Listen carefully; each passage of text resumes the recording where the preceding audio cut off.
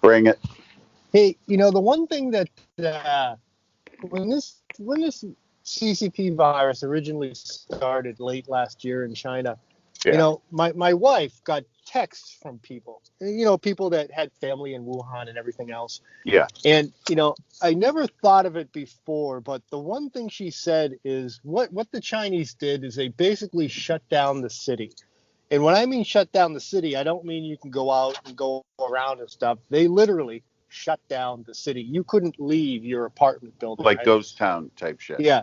And when I mean apartment buildings, these are like 23-story buildings. They're huge over there, right? They're built by Right. the government, then they're given to the people. And she was telling me you see whole families dead in their apartment, right? Because Yeah. she would get these texts. She's on WeChat. WeChat's huge in China.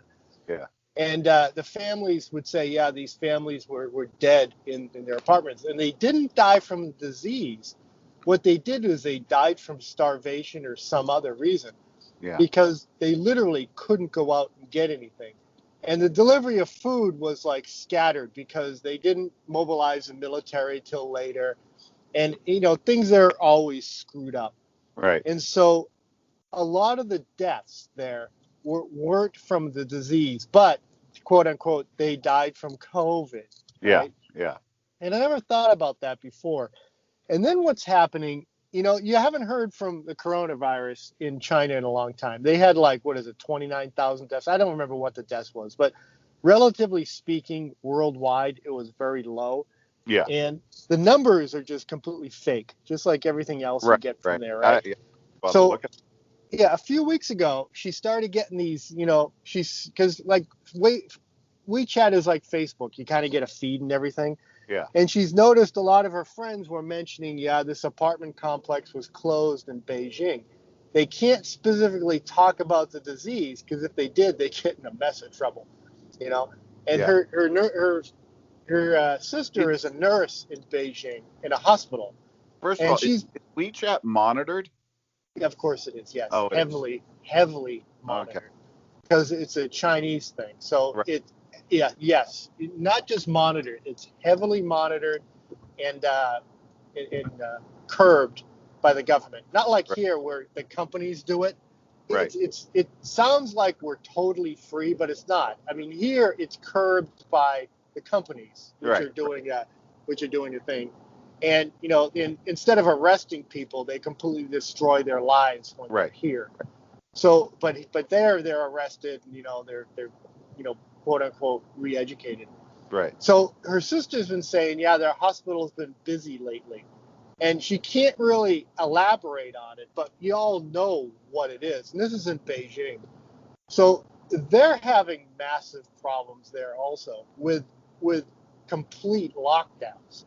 So the lockdown situation thing doesn't work. It just flat out doesn't No. work. And the thing that pisses me off is, we're in a country where they shut all the businesses down. They said, okay, you can't make your livelihood. And then what they do is they pass this $900 billion bill, right? That says, okay, we'll give you $600, right? And everything, I don't remember when the last one went out. What's the last one out? Going July, June, something like Yeah. that? Yeah. Okay, that was $1,200. So now, 6 months later, when you're telling every business they can't open, you're giving everybody a week's pay, right? At minimum wage. It's Right. it's a little over a week, for minimum wage. Right. So you're giving them $600, but you're charging every man, woman, and child in America $3,400 for some pork-filled, ridiculous COVID bill. Right. But it's Right. not a COVID bill because most of the money is going to outside the people. I know that aside from the 600, I get it. They got the unemployment benefit, extension and stuff like that. But a lot of the money is going to outside the country. $4.3 billion for immunization for Africa. It's like, Right. where the heck why is that in a COVID bill? Well, here's what I understand about it, and this is where the machinations of DC confuse me. Yeah. This is what's called the COVID relief part of the bill that Trump got is distinguished from what's called the Omnibus bill, which is what they sent up. The Omnibus is like everything. Yeah. And the truth is again, I don't know how this all works from the infrastructure of government. But in other words, they didn't take a COVID relief bill and stick all this stuff in. The COVID relief bill, which sucked, was part of the Omnibus bill. Yeah. And so they made sure that, say, NASA got funding of $100 billion in the Omnibus bill. And so that was part, another part of the Omnibus bill.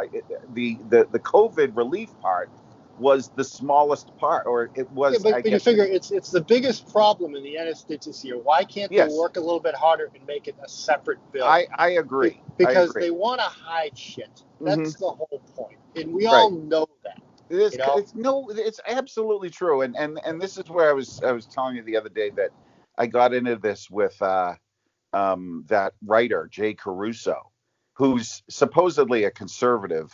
Does he have a brother named Robin?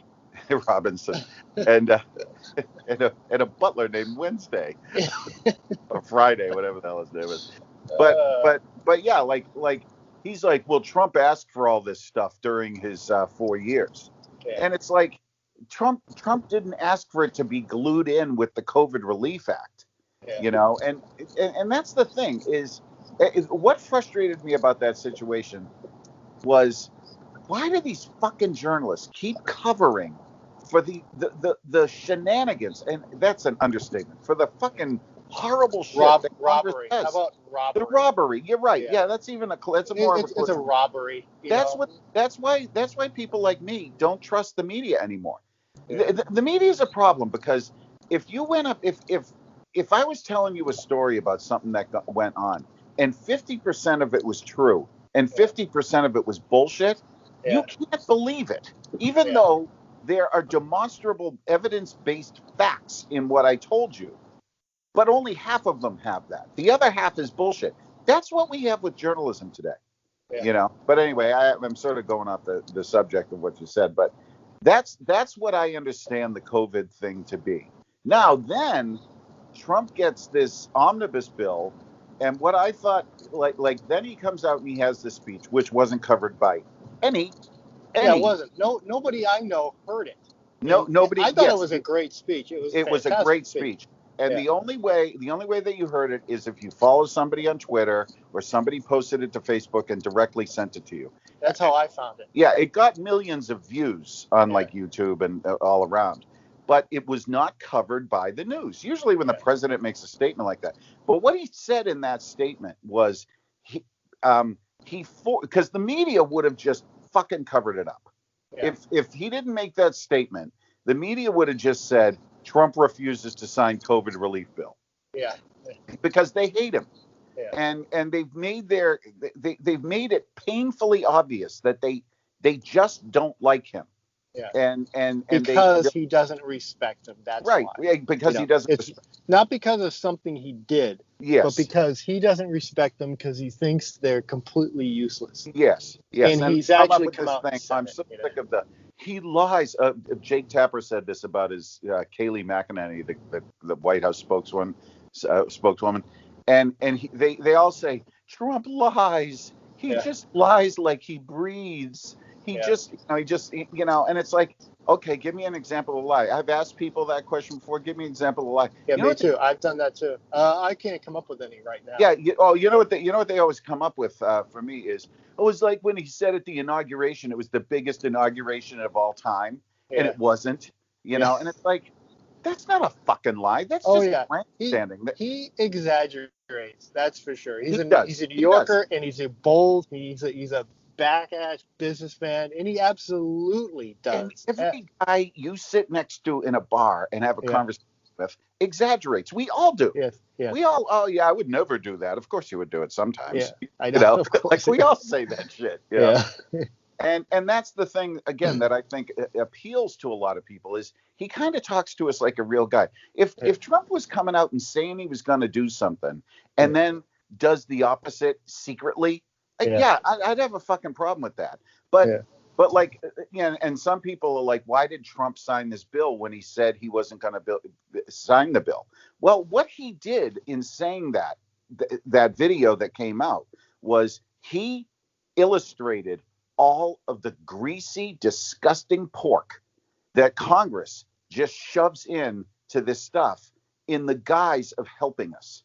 They're not, because the lowest thing that helped Americans in need, and by the Americans in need, I'm not talking about the Americans that are working from home and still getting a paycheck every Thursday. And those people are not really suffering right now. But I'm talking about the people, and we've had this debate before, about, well, they chose their life. But they do work, and they can't work. Like the gym guy of the video you sent me. Yeah, trying to block out the health inspector. Right. There are some jobs that you need a human activity in order to do, like a restaurant. A restaurant, you can't survive if there are no customers that are allowed to come in there by the government. Yeah. And so these people that are losing their jobs, normally they work their asses off. Yeah. They go to work, they do an 8-hour shift. Sometimes their boss says, hey, Susie can't show up tonight, can you pull a double? And they pull a double. They get home at night after a 18 or 16-hour shift. They're tired, but again, now they can't do this. And so Trump illustrated that. But what he had to do is, and I'm not defending this because I would have liked to have seen him veto the whole thing. But if he vetoed the whole thing, those people would have literally had nothing. Like today, there would be no money in their account and they'd still have to pay bills. He didn't want that to happen. So what he did is he signed this thing. But apparently what he did is he redlined it. Now, I know that they don't have what's called a line item veto, or maybe they do. I'm not clear on that. Yeah. I knew for a long time they didn't. And the line item veto is you get the bill and, the president gets to go through all the stuff that's pork, and he just gets to cross that out and sign it, and, tough shit, Congress. And then they have to re-vote on it and try to overcome the veto. But I don't know if he has that. But he has something where he redline. It's confusing, and that's where, again, the media and the government depend on these confusing ways of doing things and wording things and all this and stuff. Hiding it. That's the whole point. Yes, it seems like the Democrats or the liberals always want to hide stuff.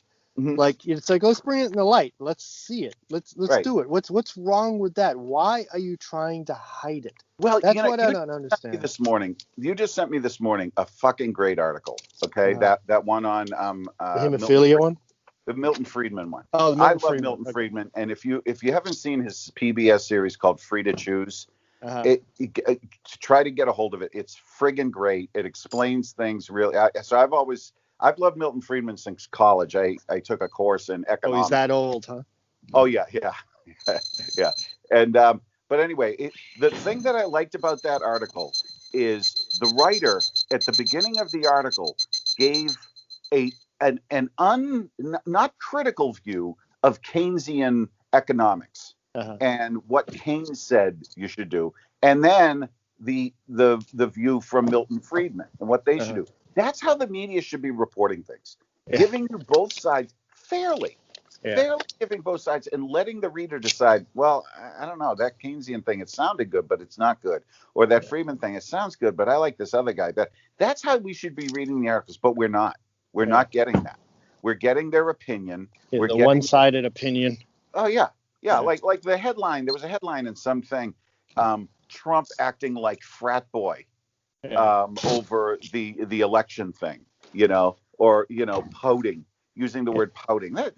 In the article I saw yesterday about Kamala Harris's husband, it was like he's such a wonderful man for sticking with her through all these years.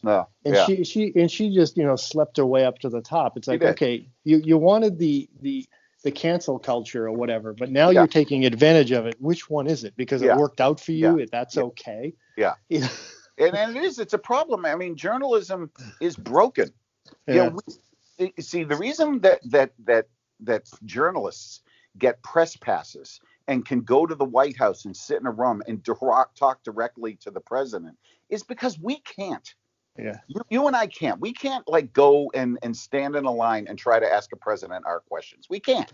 And so And it really is intoxicating, because when I worked for that Hollywood magazine, I had a press pass. Yeah. And I was a nobody, right? Yeah.